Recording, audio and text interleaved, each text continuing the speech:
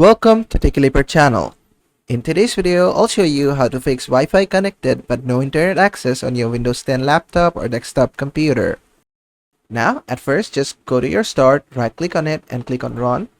Then in here, type ncpa.cpl and hit Enter. From here, if you're using Wi-Fi, you're gonna see Wi-Fi, and if you're using Ethernet, you're gonna see Ethernet. So just whatever you see, just right-click on it and click on Disable.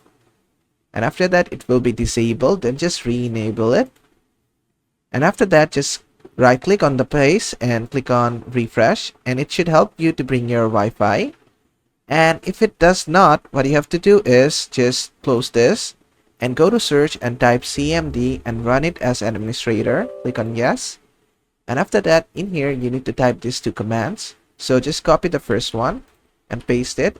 It is netsh winsock reset catalog.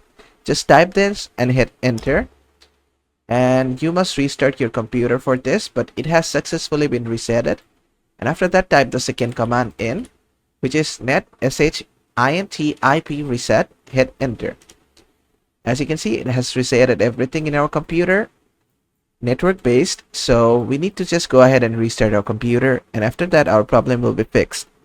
And basically that is how to fix Wi-Fi connected but no internet access on your Windows 10 laptop or desktop computer. I hope this video was helpful. If it was, please give it a thumbs up and don't forget to subscribe.